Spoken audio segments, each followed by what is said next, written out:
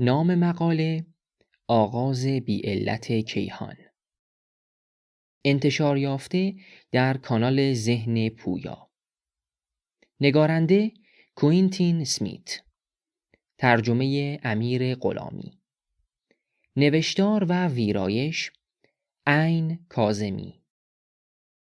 راوی: نوای آزادی. امور فنی و انتشار: قاسم قرداغی.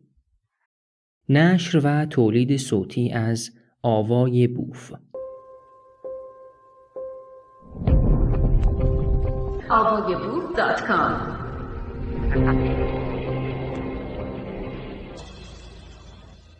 امروزه شواهد کافی برای توجیه اینکه جهان بدون علتی آغاز شده وجود دارد. این شواهد شامل نظریه‌های تکینگی سینگولاریتی هاکینگ پنروز که مبتنی بر نظریه نسبیت عام اینشتین هستند و نیز مدل‌های کوانتومی کیهان شناختی از آغاز جهان است که اخیراً ارائه شده‌اند. این نظریه‌های تکینگی به تبیینی از آغاز جهان منجر می‌شوند که مستلزم انگاره تکینگی مهبانگ و مدل‌های کوانتومی کیهان شناختی است که آغاز جهان را به سان خلأی نوسان کننده می‌نمایانند.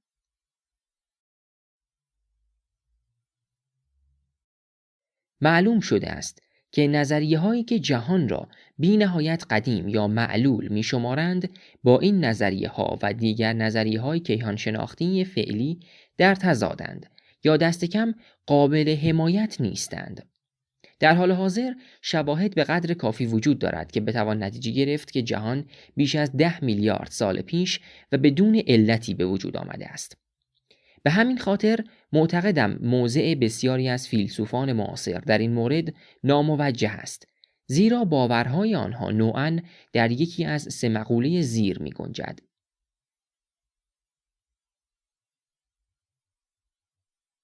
الف: شاید جهان بی نهایت قدیم باشد. ب: جهان آغازی دارد و خدا علت این آغاز است.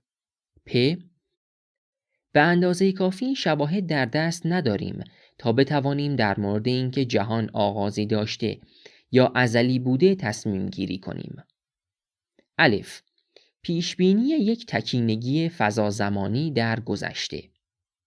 امروزه اغلب فیلسوفان آگاهند که نظریه کیهان شناختی مهبانگ نظریه حالت پایدار یا steady state theory را از اعتبار انداخته است، اما بسیاری از آنان به اشتباه معتقدند که با انقباضها و انبساطهای جهان چرخه‌های بی‌نهایتی دارد، یا اینکه شواهد کافی برای تصمیم گیری در این مورد وجود ندارد که کدام یک از این مدل‌ها درست هستند. این مدل که چرخه انقباض و انبساط جهان تا ابد ادامه می‌یابد، یا این مدل که تنها یک انبساط اولیه واحد وجود داشته، یا اینکه یک انبساط واحد بوده که تبیین آن نیازمند علیتی خدایی بوده است.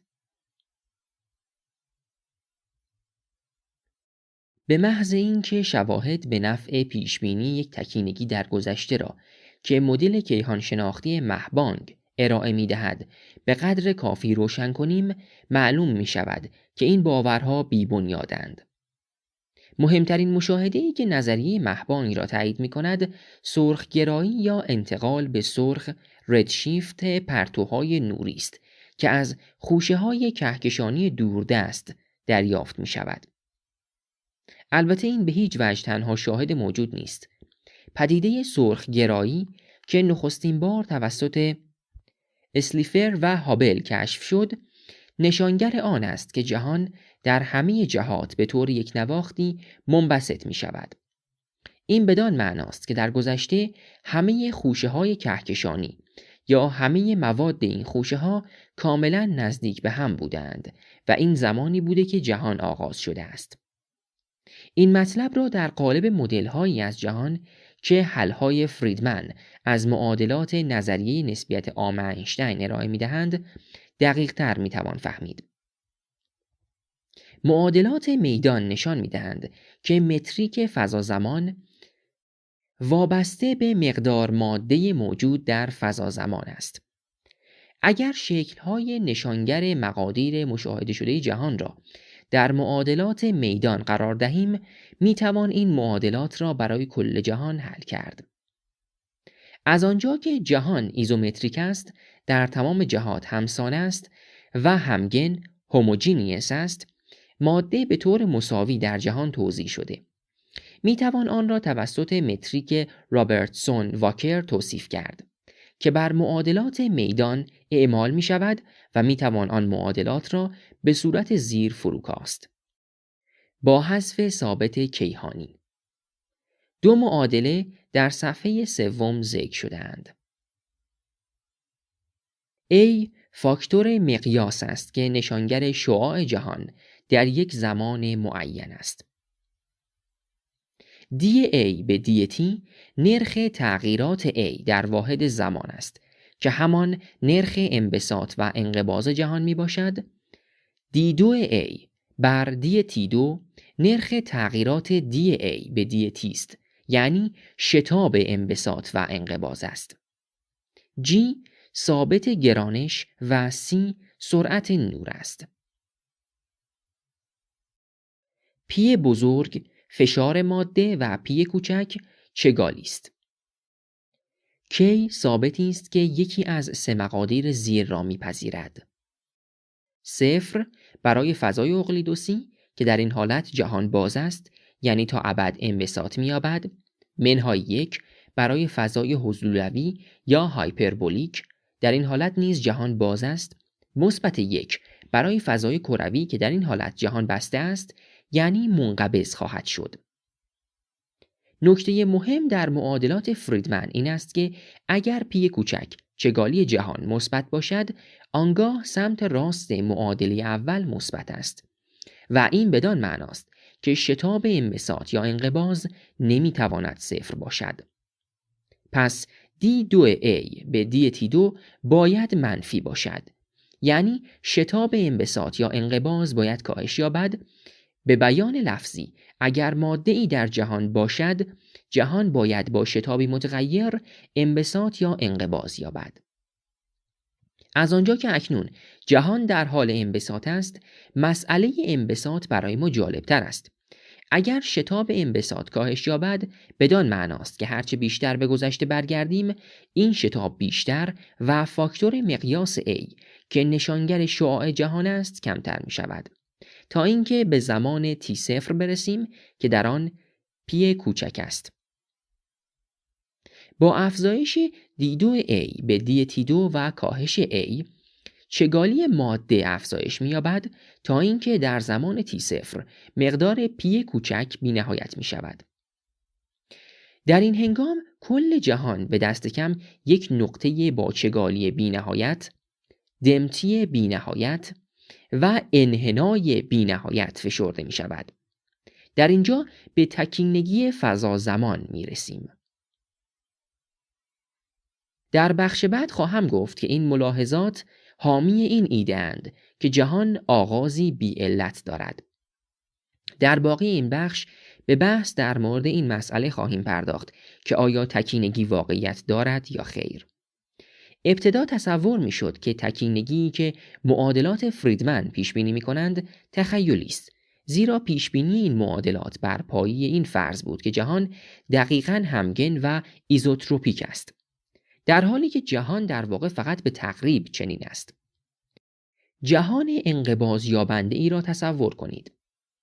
هنگامی که شعاع آن به 0 میل می کند، ذرات همگرا به خاطر ناهمگونی توزیعشان در یک نقطه متمرکز نخواهند شد، بلکه از هم می گذرند و برگشتی ایجاد می کنند که منجر به مرحله جدیدی از انبساط می شود. به بیان A.M. لیفشیتز و I.M. خالاتنیکوف که یکی از جدیدترین سناریوهای این پدیده را ارائه داده اند، این نوسان امکان وجود یک تکینگی در آینده انقباضی جهان را از بین میبرد و حاکی از آن است که انقباض جهان، اگر قرار باشد چنین انقباضی رخ دهد، باید سرانجام به انبساط دیگری بیانجامد. لیفشیتز و خالاتنیکوف 1963 صفحه 207. این مبنای ایده جهان نوسانی است که مطابق آن جهان دستخوش چرخه‌های پیاپی انقباض و انبساط می شود. در نتیجه مرحله انبساطی فعلی را می توان ناشی از یک مرحله انقباضی قبلی دانست. پیش از اینکه توضیح دهم که چگونه می توان نشان داد که استدلال بالا اشتباه است و حتی اگر جهان به طور ناقصی متقارن باشد باز هم تکینگی باید رخ دهد، باید ابتدا نشان دهم که این فرض که تکینگی خیالی و جهان نوسانی است ثابت می کند که جهان بی نهایت قدیم یا ازلی است. معمولاً مدل‌های نوسانی جهان پیش بینی می کنند که شعاع، میزان پرتو موجود و آنتروپی جهان در هر چرخه جدید افزایش می‌یابد. پرتوهای چرخه قبلی در هر چرخه جدید انباشته می شود و فشار ناشی از آن موجب می شود که چرخه جدید بیش از چرخه قبلیش طول بکشد. در هر چرخه جدید جهان با شعاع بزرگتری انبساط می یابد و زمان بیشتری طول می کشد تا یک چرخه را طی کند. این نکته پسروی بی نهایت به گذشته را ناممکن می سازد. زیرا پسروی سرانجام به چرخه‌ای می رسد که بی نهایت کوتاه و شعاع آن بی نهایت کوچک است. این چرخه یا آغاز چرخه هایی که مقادیرشان به مقادیر این چرخه میل می کنند آغاز نوسانی جهان به شمار خواهد آمد. از اندازه‌گیری میزان پرتو موجود در جهان نیز می توان محدود بودن قدمت آن را نتیجه گرفت. اگر بی نهایت چرخه قبلی وجود می داشت، میزان پرتو در چرخه های فعلی باید بی نهایت می بود. اما مقدار پرتو اندازه‌گیری شده محدود است. طبق محاسبه جوزف سیلک از پرتوهای اندازه‌گیری شده فعلی می توان حدود 100 انبساط و فروریزی قبلی را انتظار داشت. سیلک 1980 صفحه 113. از میزان آنتروپی جهان نیز می توان نتیجه گرفت که جهان ازلی نیست. زیرا اگر جهان قبلاً بی نهایت بار فرو ریخته بود، چرخه فعلی حاوی آنتروپی بی نهایت می بود. اما در واقع آنتروپی حالت فعلی جهان نسبتاً اندک است.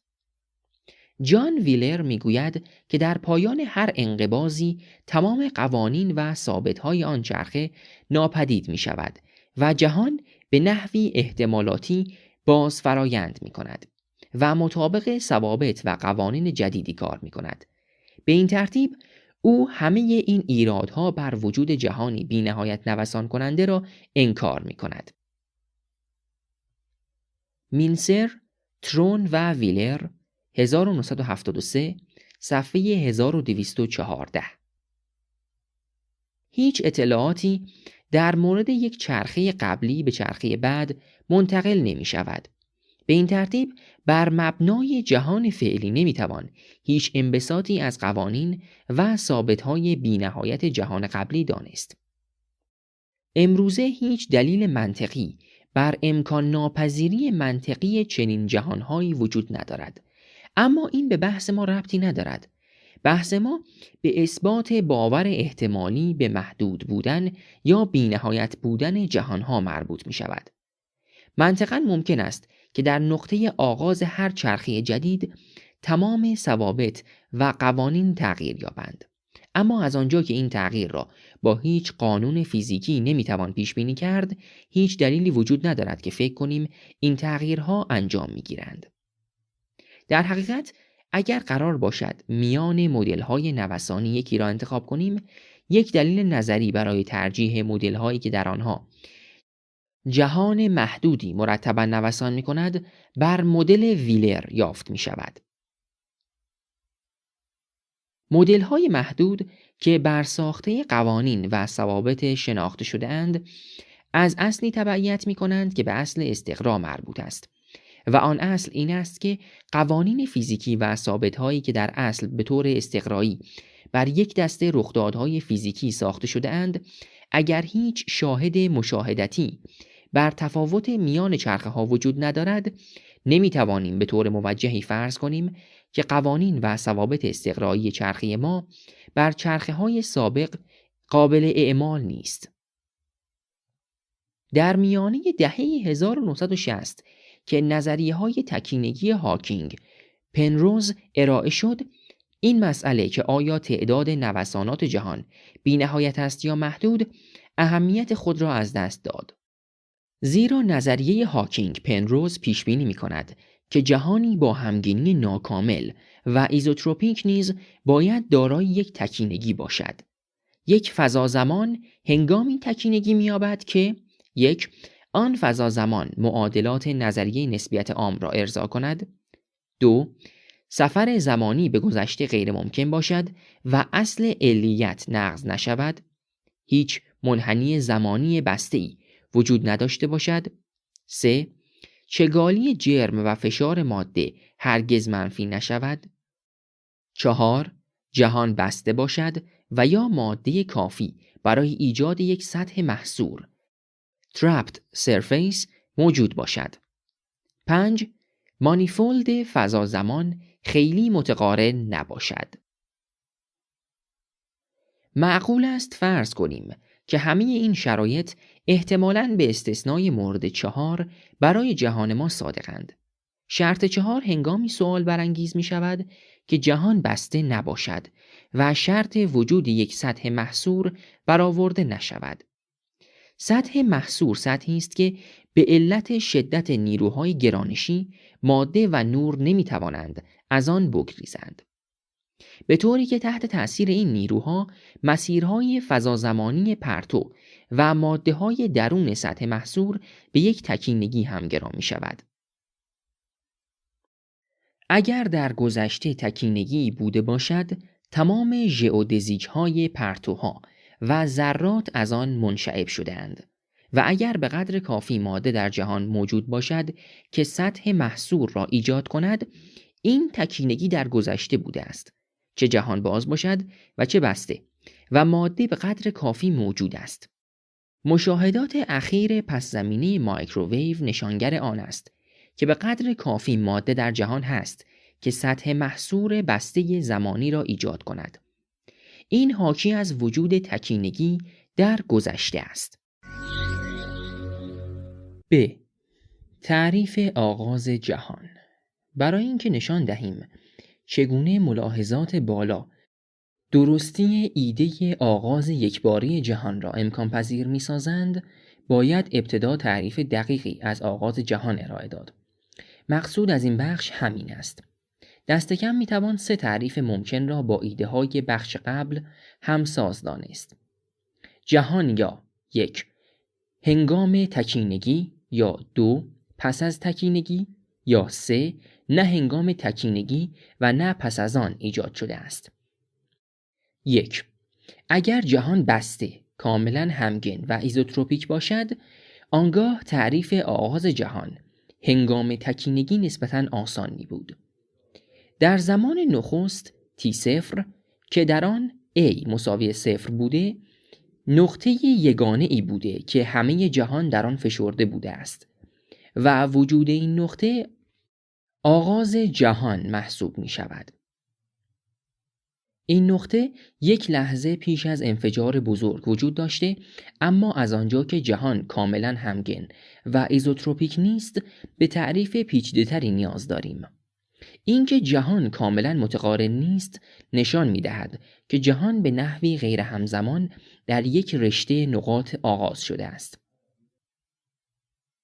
به علاوه اگر جهان باز و فضا بی نهایت باشد، لازم می آید که تعداد این نقاط بی نهایت باشد، زیرا در یک نقطه تنها حجم محدودی از فضا می تواند فشرده شود.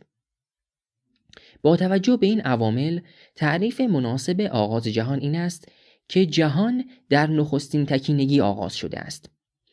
این تکینگی شامل وجود نخستین نقطه انبساط یابنده در T0 است که در مهبانگ منفجر شده اند.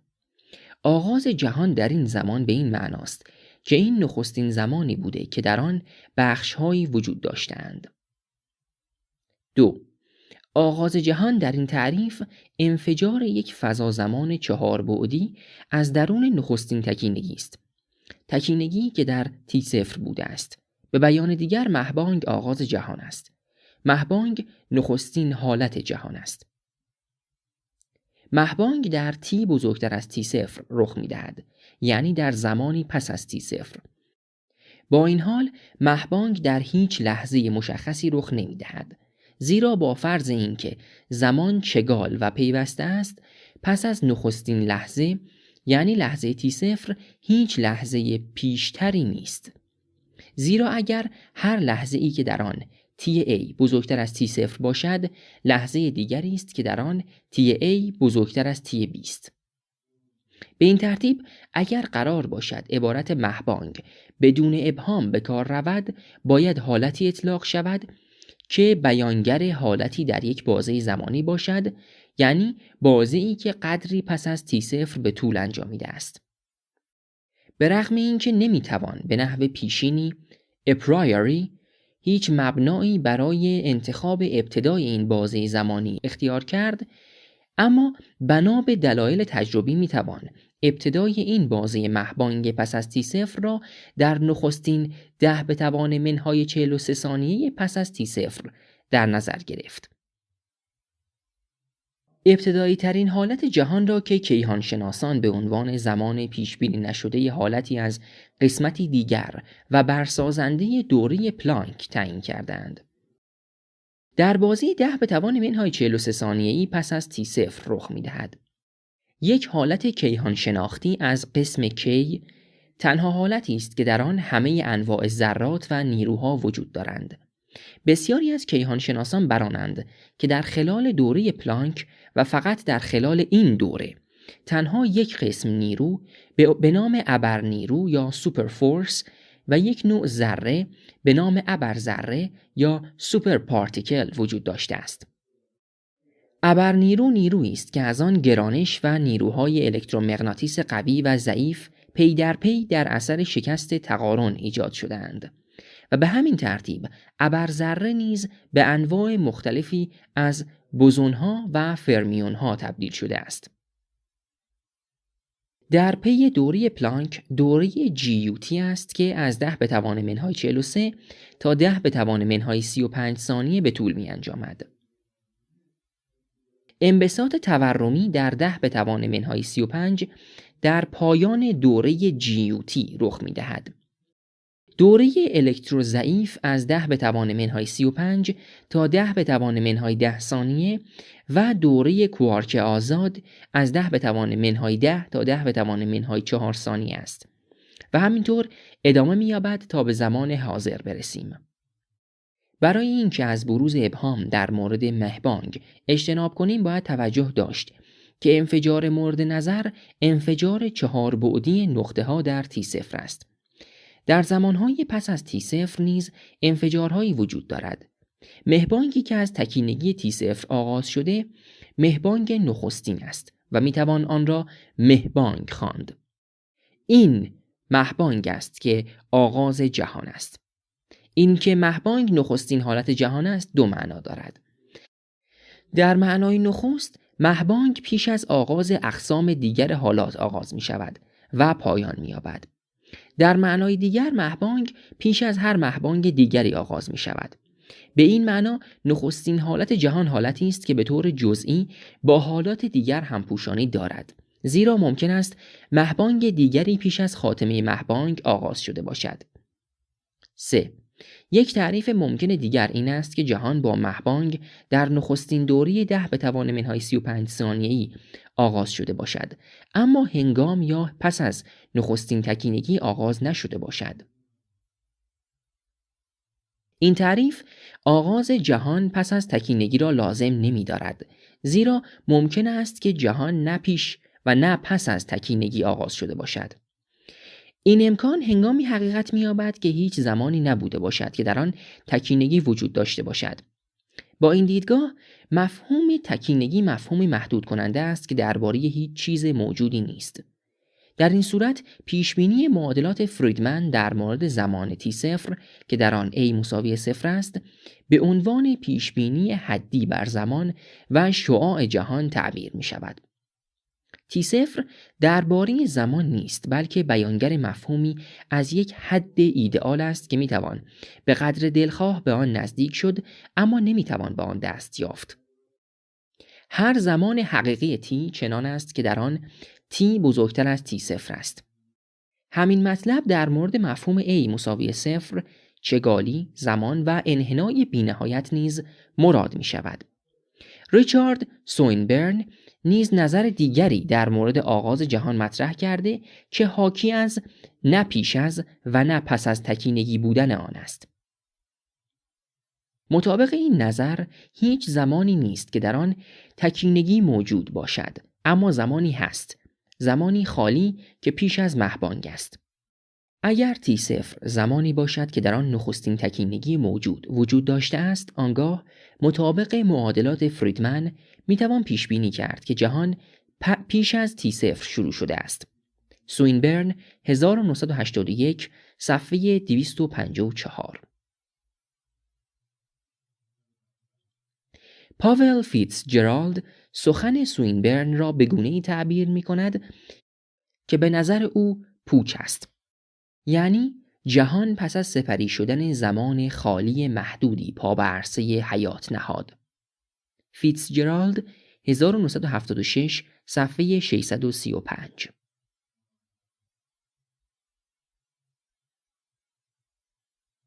اما این تعبیر صحیحی از نظر سوینبرن نیست، زیرا سوینبرن گواهی می کند که منطقاً لازم است که زمان سپری شده بی نهایت باشد. سوینبرن 1981 صفحه 172 تا صفحه 173.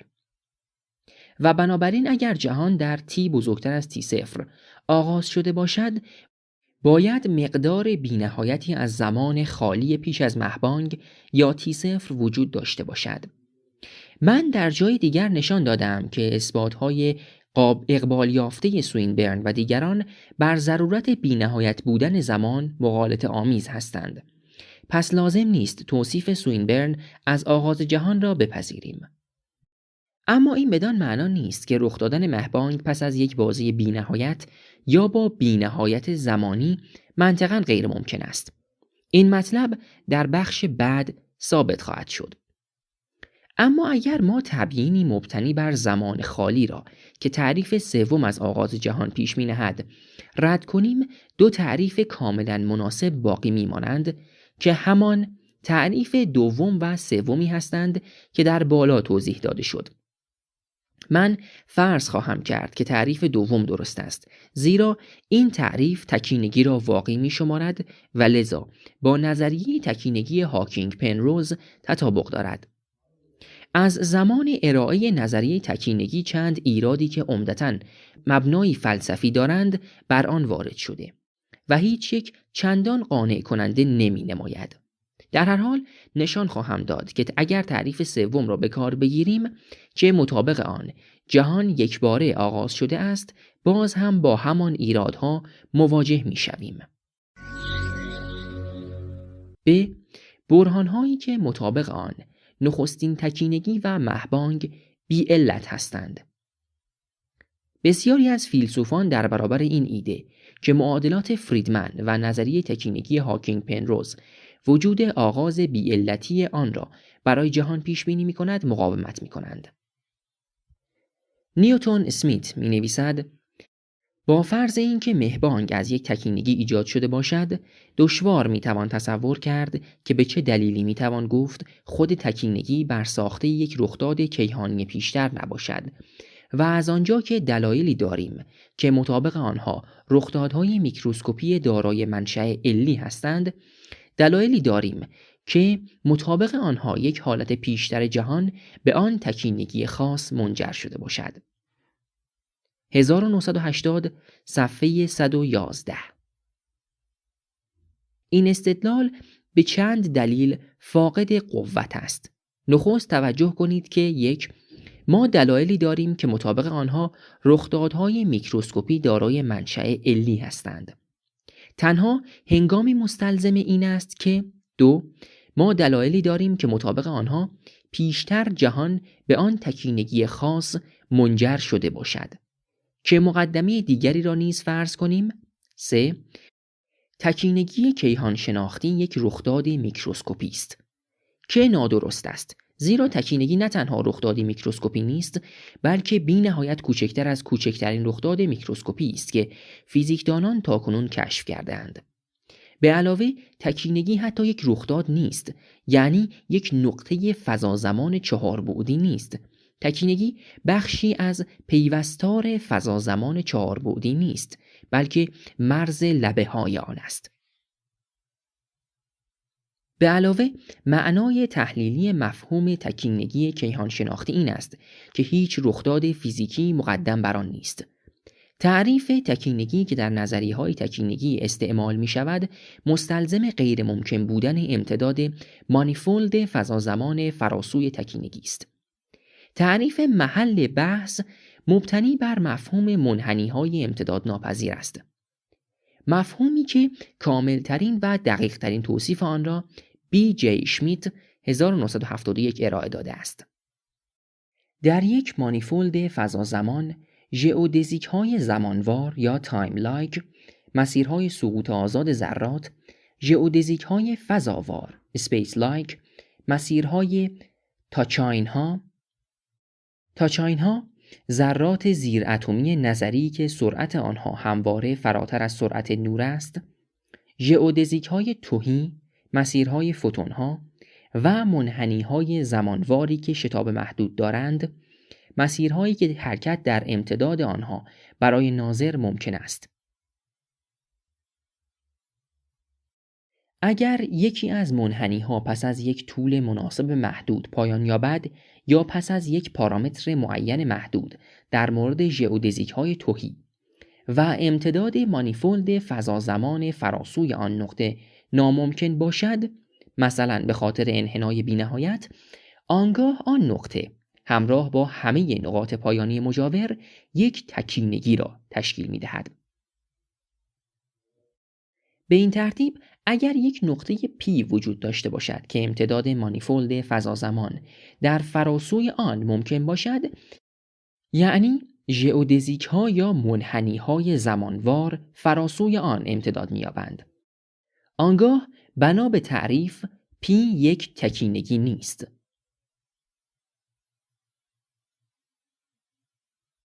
مطابق این تعریف، این ایده که تکینگی معلول یک فرایند طبیعی پیشتر است نفی می شود. یک پرسش دشوارتر این است که آیا ممکن است تکینگی یا مهبانگ معلول یک علت فراطبیعی یا خدا باشد یا خیر؟ من ابتدا به این پرسش می پردازم که آیا ممکن است مهبانگ علتی فراطبیعی داشته باشد یا خیر؟ این مطلب با استدلال W.L. کریگ بر وجود علتی خدایی برای آغاز جهان مطابقت دارد، زیرا کریگ تکینگی را غیر واقعی می شمارد و رد می کند و مهبانگ را نخستین حالت فیزیکی محسوب می دارد. کریگ میان چندین نوع مهبانگ تمایزی نمی نهد. کریگ 1979. استدلال کریگ شامل این گام هاست: 4. ما دلایلی داریم که باور کنیم هر رخدادی علتی دارد. 5. مهبانگ یک رخداد است یا یک دسته رخداد است. 6. بنابراین دلایلی داریم که باور کنیم مهبانگ علتی دارد. برای نشان دادن اینکه علت مهبانگ محتملاً یک خالق مشخص بوده، طی گام‌های دیگری لازم است. برهانی از این قسم از اشکالات برهان نیوتن اسمیت اجتناب می‌کند، زیرا بر مبنای رخدادهای میکروسکوپیک در مورد پدیده‌ای که نه میکروسکوپیک تست و نه رخداد قضاوت می‌کند، بلکه از رخدادهای عام به رخداد یا دسته رخداد دیگری می‌رسد که همان مهبانگ باشد. به علاوه با این فرض که مانیفولد فضا-زمان فراسوی تکینگی امتداد می‌یابد، نظریه تکینگی را نقض نمی‌کند. با این حال این برهان فاقد استحکام است، زیرا مقدمه اولش 4 نادرست است. کریگ در مورد 4 می‌نویسد: گزاره علی را که پیوسته تایید شده و هرگز ابطال نشده میتوان تعمیمی تجربی انگاشت که حامی آن قوی ترین شواهدی است که تجربه پیش می‌نهد. 1979 صفحه 145. با این حال ملاحظات مکانیک کوانتومی نشان می‌دهند که کاربرد گذاری علی نیز اگر اصلاً به کار آید محدود است و در نتیجه برهان احتمالاتی قاطعی به نفع علت داشتن مهبانگ وجود ندارد. نشان دادن این واقعیت ربطی به این مطلب ندارد که آیا رابطه علی را باید در قالب ضرورت فیزیکی تحلیل کرد یا در قالب تقارن مکرر اما غیر ضروری میان اقسام معینی از رخدادها. تنها کافی است علیت را قانونی بدانیم که بتوان از آن پیشبینی‌های منفردی قیاس کرد، پیشبینی‌های دقیقی در مورد رخدادها یا حالات منفرد. اینکه در این معنا رخدادهای بی علتی وجود دارند از اصل عدم قطعیت هایزنبرگ نتیجه می شود که مطابق آن برای مقادیری مربوط به هم مانند موقعیت کیو و اندازه حرکت مومنتوم پی یک ذره اساساً غیر ممکن است که هر دو مقدار را همزمان با دقت پیش بینی کرد. اگر پی در یک بازه زمانی معین به طول دلتا پی باشد و کیو در یک بازه معین به طول دلتا کیو باشد، آنگاه اگر دلتا پی خیلی کوچک شود با اندازه‌گیری دقیق دلتا کیو نمیتواند همزمان خیلی کوچک شود با اندازه‌گیری دقیق. به بیان دقیق حاصل ضرب دلتا پی در دلتا کیو نمیتواند کوچکتر از ثابت پلانک تقسیم بر 4 ضرب در پی باشد. به این ترتیب در رابطه 7 میبینیم دلتا پی ضرب در دلتا کیو بزرگتر از h چهارم ضرب در پی است. h همان ثابت پلانک است که در مخرج آن 4 ضرب در پی شده است. پی همان پی گذشته نیست بلکه به صورت پی آی نوشته می شود. حال اگر شرایط اولیه مانند پی و کیوی ذره x در زمان t قابل تعیین نباشد، آنگاه شرایط آتی x در زمان t2 را نمیتوان به دقت پیش بینی کرد. پیش بینی شرایط مقادیر مربوط به هم، موقعیت و مومنتوم x در زمان t2 باید آماری و نامعین باشد. برای مثال موقعیت x در t2 در قالب موقعیت‌های محتمل متفاوتی که هر یک مقدار احتمالاتی متفاوتی دارند بازنمایی می شود. به گونه‌ای که هیچ یک از این مقادیر نمیتواند به یک میل کند. این پیشبینی‌ها متأثر از تابع موج شرودینگر یا PSI تعیین کننده احتمال توزیع شرایط کیوی x در زمان t2 است. اگر توزیع احتمالی کیو در t2 را با دی کیو t2 نشان دهیم میتوان این کمیت را چنین محاسبه کرد: دی کیو t2 مساوی با قدر کیو و t2. معادلات 7 و 8 غالباً برای نشان دادن این مطلب به کار گرفته می شود که تغییر شرایط ذرات تابع غیر علی است. این قوانین در مورد علی یا غیر علی بودن آغاز مطلق ذرات هیچ نمیگویند. در نتیجه با افزودن مقدمه های مناسب دیگری به 7 و 8 می توانیم در مورد کل جهان استنباط هایی کنیم. تنها برهان مربوطی که می توانیم نشان دهیم ناموفق است این است که 9 دلایلی داریم که بر پایه آنها باور کنیم که همه تغییرات شرایط علی هستند. 10 بنابراین دلایلی داریم که بر پایه آنها باور کنیم که همه تغییرات شرایط جهان به طور کلی معلول هستند. 11 دلایلی داریم که بر پایه آن باور کنیم که آغاز همه موجودات علی است. 12 بنابراین دلیلی داریم که بر پایه آن باور کنیم که آغاز وجود جهان علتی داشته است. پس اگر قرار باشد نادرستی برهان اخیر را نشان دهیم، لازم است که مقدماتی بیابیم که بیش از 7 و 8 به آغازهای مطلق نزدیک باشد. چنین مقدماتی را میتوان بر مبنای رابطه عدم قطعیت هایزنبرگ حاصل کرد. دلتا ای ضرب در دلتا تی بزرگتر مساوی h تقسیم بر 4 ضرب در پی است که در آن E معادل انرژی، T معادل زمان و H معادل ثابت پلانک است.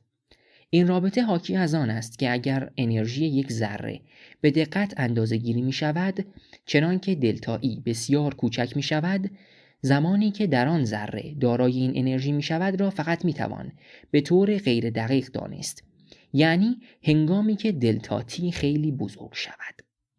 حال اگر دلتا تی به قدر کافی کوچک باشد، دلتا ای چنان بزرگ می شود که تعیین این که آیا قانون بقای انرژی نقض شده است یا خیر اساساً غیر ممکن می شود. در خلال بازه زمانی متناسب است با دلتا تی ضرب در h تقسیم بر 4 ضرب در p ضرب در دلتا ای. این قانون غیر قابل اعمال است و در نتیجه میزان انرژی دلتا ای می تواند ناگهان به وجود آید و آنگاه پیش از سپری شدن بازه از بین برود. شواهد تجربی که البته به طور غیر مستقیم حاصل شده وجود دارد که مطابق آنها این پدید آمدن بی علت انرژی یا ذرات به ویژه ذرات مجازی همیشه در حال رخ دادن است. پس چنین می نماید که برهان 11 و 12 ناموفق است و گام اصلی برهان به سوی اثبات وجود یک علت فراطبیعی برای مهبانگ غلط است. می توان ایراد گرفت که بی علتی کوانتومی تنها در سطح میکروسکوپیک صادق است و نه برای حالات یا آغازهای میکروسکوپیک کیهان شناختی. این را می توان بدون اینکه گزندی به برهان من برسد پذیرفت. زیرا فرایندهای فیزیکی برسازنده مهبانگ که مطابق تعریفم در خلال دوره پلانک رخ می‌دهند یگانه اند و همگی میکروسکوپیک هستند و در ابعادی رخ می‌دهند که در آن اصول مکانیک کوانتومی بیچون و چرا قابل اعمال هستند. پس میتوان ایراد گرفت که مهبانگ آغاز وجود خود فضا زمان 4 بعدی باشد و اینکه رخدادهای غیر علی که مشخص کردم صرفاً شامل آغازهای درون فضا زمان 4 بعدی باشد. مسلماً گزاره آغازهای بی علتی درون فضا زمان هست نامربوط است و لذا نمیتواند ارزش احتمالاتی آغاز وجود خود فضا زمان بی علت است را افزایش دهد. پاسخ من این است که اگر چنین بود و در بخش 4 در طی بحث از مدل‌های خلأ نوسانی از جهان دلایلی را ارائه خواهم داد که چنین امری را مشکوک می‌سازند، آنگاه همین ایراد بر برهان متناظر به نفع وجود یک علت فراطبیعی برای فضا زمان 4 بعدی نیز وارد است. زیرا برخی از آغاز وجودهای درون فضا زمان عللی دارند یا حتی همه آغاز وجودهای درون فضا زمان عللی دارند به دلیل مشابهی نامربوط محسوب می شوند و لذا نمی توانند این احتمال را که آغاز وجود خود فضا زمان 4 بعدی علتی دارد را افزایش دهند. نتیجه گیری من این است که ملاحظات مکانیک کوانتومی نشان می‌دهند که استدلال بر پایه 4 به نفع وجود علتی الهی برای مهبانگ ناموفق است. اما این نتیجه بحث را خاتمه نمی‌دهد، زیرا مدافع برهان تئیستی هنوز هم می‌تواند ادعا کند که من حق ندارم پای بی‌علتی مکانیک کوانتومی را به بحث بگشایم. زیرا مدل کیهان شناختی مهبانگ مبتنی بر نظریه نسبیت عام GTR است و GTR در حیطه اعمال خود وجود یک تعین علی را پیش فرض می‌گیرد. نمی‌توانم درباره اعتبار این ایراد تصمیم گیری کنم، اما در عوض اصرار می‌کنم که حتی اگر این ایراد معتبر باشد همچنان می‌توان ثابت کرد که ما هیچ دلیلی نداریم که فکر کنیم مهبانگ علتی چه فراطبیعی چه غیر از آن دارد. این را تنها میتوان بر مبنای خود مدل نسبیتی مهبانگ نشان داد. اجازه دهید با آنچه که تاکنون درستیشان را مفروض داشتم آغاز کنیم. اینکه تکینگی در T0 واقعیت دارد. با این فرض به این نتیجه میرسیم که همه انگاره‌های فضا و زمان و همه قوانین شناخته شده فیزیک در تکینگی فرو میریزند. زیرا این قوانین بر پایه انگاره کلاسیک فضا زمان صورتبندی شده اند و در نتیجه پیشبینی این که تکینگی به چه می انجامد ناممکن است. این ناممکنی ناشی از جهل ما نسبت به نظریه درست نیست، بلکه خود حد معرفت ممکنمان است که مشابه و افزون بر محدودیتی است که لازمه اصل عدم قطعیت کوانتومی است. محدودیت اول ناشی از ساختار علی فضا-زمان است که از GTR نتیجه می شود. ناحیه برهمکنشی که GTR فرض می کند نه تنها توسط سطح اولیه‌ای که بر آن داده ها معلوم می شوند و سطح نهایی که بر آن اندازه‌گیری انجام می گیرد محدود می شود، بلکه همچنین توسط یک سطح پنهان نیز محدود می شود. سطح پنهان هر سطحی است که هر ناظر ممکنی تنها می تواند اطلاعات محدودی از آن کسب کند. اطلاعاتی مانند جرم در مورد سیاه‌چاله‌ها، مومنتوم زاویه‌ای و بار الکتریکی. این سطح تمام مشخصات ذرات را با احتمال یکسان مطابق معرفت محدود ناظران گسیل می‌دارد. هاکینگ 1976 صفحه 2460. سطحی نزدیک به تکینگی مهبانگ، سطحی که در زمان پلانک 10⁻⁻43 بوده، سطحی پنهان است. پس تکینگی پنهان توسط این سطح تمام مشخصات ذرات را با احتمال برابر گسیل می‌دارد. هاکینگ 1976 صفحه 2463. اگر موافق با کریگ فرض کنیم که تکینگی واقعیت ندارد و مهبانگ نخستین حالت فیزیکی بوده است، آنگاه سطح پنهان را نمیتوان پیامد تکینگی انگاشت. به جای اینکه فرض کنیم ذرات به صورت کتره‌ای و لحظه‌ای از تکینگی گسیل میشوند، باید تصور کنیم که این ذرات به صورت کتره‌ای و ناگهانی از هیچ مطلق گسیل شده‌اند.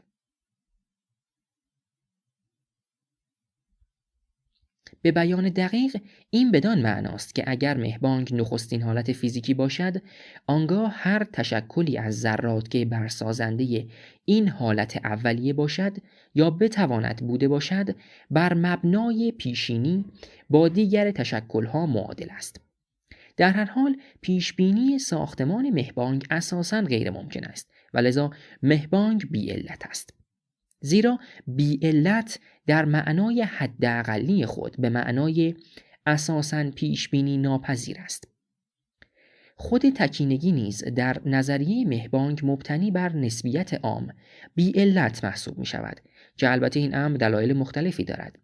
تکینگی به عنوان نقطه‌ای تعریف شده است که منحنی‌های فضا زمان را نمی‌توان فراسوی آن امتداد داد و لذا نمی‌توان برایش اسلافی علی قائل شد.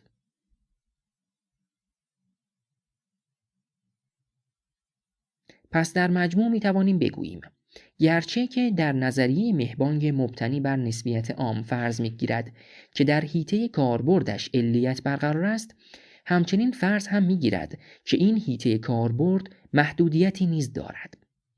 مطابق این نظریه علیت در حالات نخستین فیزیکی یعنی تکینگی و مهبانگ فرو می‌ریزد. در نتیجه نمی‌توان از این نظریه برای حمایت از این برنهاده استفاده کرد که حالات اولیه فیزیکی معلولند و اینکه آن علت خداست. گرانش کوانتومی و آغاز بی‌علت جهان. در رویکرد ذکر شده به آغاز جهان خللی جدی وجود دارد. من فرض کردم که حیطه اعمال نظریه مهبانگ مبتنی بر نسبیت عام نامحدود است و لذا به شرایط حدی مانند آغاز جهان در خلال مهبانگ نیز قابل تعمیم است. در حقیقت هنگامی که برهمکنش‌های مکانیک کوانتومی غالب می‌شوند، نسبیت عام زائل می‌شود. این شرایط هنگامی غالب می شود که دما بیش از 10⁻32 درجه کلوین، چگالی بیش از 10⁻94 گرم بر سانتی متر مکعب و شعاع انحنا در مرتبه 10⁻33 سانتی متر باشد. از آنجا که در دوره پلانک در 10⁻43 نخستین پس از تکینگی با چنین شرایطی سر و کار خواهیم داشت، نظریه مهبانگ مبتنی بر نسبیت عام را نمیتوان راهنمای معتبری برای بازسازی فرآیندهای فیزیکی واقع شده در خلال این زمان دانست و محققاً نمیتوان از آن به عنوان شاهدی معتبر نتیجه گرفت که چگالی، دما و انحنای پیش از این زمان به مقادیر بی‌نهایت میل می‌کردند. به این ترتیب به نظر می‌رسد که برهان احتمالاتی فوق بر بی‌علتی آغاز جهان به مخمصه افتاده است. با این حال به باور من 3 دلیل پشتیبان این ایده است که آغاز جهان یک باره بوده است. برای فهم این دلایل نخست باید در نظر بگیریم که نظریه نسبیت عام به این دلیل در خلال دوره پلانک قابل اعمال نیست که نظریه گرانش نسبیت عام نمیتواند رفتار کوانتومی گرانش را در این دوره تبیین کند. پس به یک نظریه کوانتومی گرانش جدید نیاز داریم. اگرچه چنین نظریه‌ای هنوز تدوین نشده است، برخی از نشانه‌های عام آن، چیزی که میتواند پیش بینی کند، معلوم هستند. بر پایه این نشانه هاست که باید 3 دلیلمان را دریابیم. دلیل نخست این است که به نظر می رسد نظریه کوانتومی گرانش می تواند نشان دهد که در گرانش در شرایط دوره پلانک باید به جای جاذبه دافعه ایجاد کند. در خلال این دوره نواحی با چگالی منفی انرژی می توانند توسط نیروها و ذرات موجود ایجاد شده باشند و این نواحی به دافعه گرانشی می انجامند.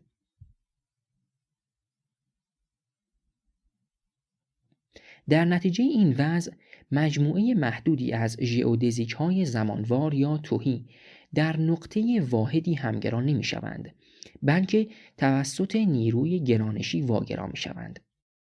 این احتمال با انگاره جهانی نوسانی سازگار نیست، زیرا با پایان هر فاز انقباض گرانش دافعه ایجاد می‌کند و از همگرایی ژئودزیک‌ها جلوگیری می‌کند. گرانش چنان ژئودزیک ها را میراند که وارد فاز انبساطی جدیدی میشوند. اما این طریق از تکینگی که نظریه هاکینگ پنروز پیش بینی میکند جهانی بی نهایت قدیم را نمیپذیرد. زیرا و این نخستین دلیلی است که میخواهم ذکر کنم، این جهان گرانش کوانتومی نوسانی هنوز هم دچار همان مسائلی است که در بخش 1 مورد بحث قرار گرفت، یعنی افزایش شعاع، طول دوره‌ها، پرتوها و آنتروپی در هر چرخه. در نتیجه این نظریه وقوع تکینگی کیهان شناختی را عقب‌تر از زمانی که درست قبل از یا هنگام نخستین چرخه‌ای که در آن شعاع جهان 0 یا نزدیک به 0 است بوده نمی‌داند.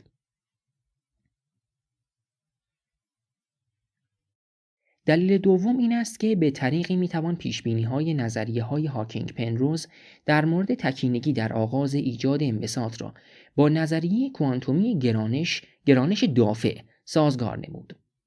این نظریه‌ها تکینگی را اینگونه تعریف نمی‌کنند که در آن انحنا، چگالی و دما بی‌نهایت و شعاع 0 است. تکینگی در این نظریه‌ها یک نقطه یا یک رشته نقاط تعریف می‌شود که مانیفولد فضا زمان را نمیتوان فراسوی آنها امتداد داد. در نتیجه اگر اثرات گرانش کوانتومی مانع از رسیدن دما، چگالی و انحنا به مقادیر بی‌نهایت و کاهش شعاع به 0 شود، این ضرورتاً به معنای عدم وجود تکینگی نیست. تکینگی میتواند در مقادیر محدود و غیر 0 رخ دهد. دلیل سوم این که پیشرفته ترین تلاش‌های نظری برای تبیین جهان بر مبنای اصول مکانیک کوانتومی آغاز جهان را ابتدای انبساط کنونی محسوب می‌کنند. این نظریه‌ها را در مجموع مدل‌های نوسان خلأ جهان می‌خوانند. مدل‌هایی که ترایون 1973، بروت، انگلرت، گونزیک 1978، گریشاک و لوزدویچ 1982، آتاکتس و پاگلز 1982 و گوت 1982 ارائه کرده‌اند، تصویری از جهان ارائه می‌دهد که ناگهان از یک فضای زمینی تهی برآمده است و مدل ویلنکن 1982 آن را چنان تصویر می‌کند که از هیچ مطلق برآمده است. نخستین مدل نوسان خلأ در سال 1973 توسط ادوارد ترایون ارائه شد. نوسان خلأ ایجاد بی‌علت انرژی در فضای خالی است که از رابطه عدم قطعیت دلتا ای ضرب در دلتا تی بزرگتر مساوی h تقسیم بر 4p پیروی می کند و لذا مقدار خاص کمیت‌های باقی، کمیت‌هایی که پیرو قوانین بقا هستند، در آن صفر است. ترایون محاسبه می کند که جهان می تواند در خلأ بزرگتر فضایی که جهان جزئی از آن است نوسان کند، زیرا مقدار خالص کمیت‌های باقی صفر می ماند. ترایون مدعی است شواهد تجربی حامی یا سازگار با این واقعیت است که ماده انرژی مثبت جهان توسط انرژی پتانسیل گرانشی منفی آن خنثی می شود و اینکه میزان ماده خلق شده مساوی با میزان پادماده است. اما این گزاره آخر با نظریه‌های یگانه کلان Grand Unified Theories فعلی سازگار نیستند. نقطه ضعف نظریه ترایون و دیگر نظریه‌هایی که وجود فضای زمینه‌ای را فرض می‌گیرند که جهان در آن نوسان می‌کند، این است که این نظریه‌ها وجود جهان را تنها به بهای طرح یک مبنای تبیین نشده دیگر، یعنی فضای زمینه، تبیین می‌کنند. نظریه ویلنکن که در آن جهان بدون علتی دقیقاً از هیچ ایجاد می‌شود، 1982 صفحه 26 فاقد این ضعف است. در نظریه ویلنکن جهان در یک تونل کوانتومی از هیچ مطلق بر صحنه فضا ظاهر می شود. گذر از تونل کوانتومی معمولاً در قالب فرایندهایی درون فضا زمان فهمیده می شود. مثلا اگر یک الکترون فاقد انرژی کافی برای گذر از مانع باشد، گذر از تونل برای او مشکل خواهد بود، اما با این حال می تواند از آن گذر کند. این گذر بدان خاطر ممکن است که رابطه عدم قطعیت فوق ذکر امکان می دهد که الکترون ناگهان در یک برهه زمانی کوتاه انرژی اضافه‌ای به دست آورد تا بتواند از مانع تونل گذر کند. ویلنکن این مفهوم را بر خود فضا زمان اعمال می کند. در این مورد سیستم پیش از تونل زدن هیچ حالتی ندارد، زیرا حالت تونل زدن نخستین حالت موجود است. پس حالت تونل زدن مشابه مهبانگ در سومین تعریف آغاز جهان در بخش 2 است. زیرا اولین حالتی که توصیف می کند یک معادله تونل زنی کوانتومی است. به ویژه حل شناور روایت اقلیدوسی معادلی تکاملی جهان با یک متریک بسته روبرتسون واکر، جهان برآمده از یک تونل زنی با اندازه محدود A مساوی H1 و نرخ انبساط یا انقباض صفر dA به dT مساوی صفر است. جهان برآمده از یک حالت خلأ متقارن است که سپس زائل می شود و دوره تورمی آغاز می گردد. پس از پایان این دوره جهان مطابق مدل استاندارد مهبانگ فرگشت می یابد. مدل‌های مکانیک کوانتومی از آغاز جهان از نظر تبیینی برتر از مدل‌های مهبانگ استاندارد مبتنی بر نسبیت عام هستند، زیرا حالت اولیه‌ای را فرض نمی‌کنند که در آن قوانین فیزیک فرو می‌ریزد، بلکه آغاز جهان را مطابق قوانین فیزیک تبیین می‌کنند. نظریه مبتنی بر نسبیت عام آغازی را برای جهان پیش بینی می‌کند که در حالت اولیه آن قوانین مورد استفاده برای پیش بینی فرو می‌ریزند. تکینگی و انبساط فضا-زمان 4 بعدی از این تکینگی انبساط یابنده یک نوسان کوانتومی یا تونل زنی است که مشابه نوسان‌ها و تونل زنی‌های درون جهان است و از همان قوانین غیر علی نوسانات و تونل زنی‌های بعدی پیروی می‌کند. این مرورمان بر نقش مکانیک کوانتومی در تبیین آغاز جهان قویاً مؤید برهان احتمالاتی بر آغاز جهان است که گرچه پیچیده‌تر از آن چیزی است که در بخش‌های 1 تا 3 فرض کردیم، اما باز هم نافذ است. نتایج آن در این عبارت فصلی خلاصه شده است: به نحو احتمالاتی درست است که یا جهان بدون علتی الف در پی یک تکینگی با چگالی، دما و انحنای بی‌نهایت و شعاع صفر، یا ب با یک تکینگی واجد مقادیر محدود و غیر صفر، یا پ در خلأی نوسانی در یک فضای بزرگتر یا تونل زنی از هیچ انبساط آغاز کرده است، یا جهان ناگهان در پی فاز انبساطی پیشتری تحت شرایط الف ب یا پ هستی آغاز کرده است. منابع این کتاب در صفحه 26 تا 28 و پانوشت ها از صفحه 29 تا صفحه 31 ذکر شدند. پایان متن.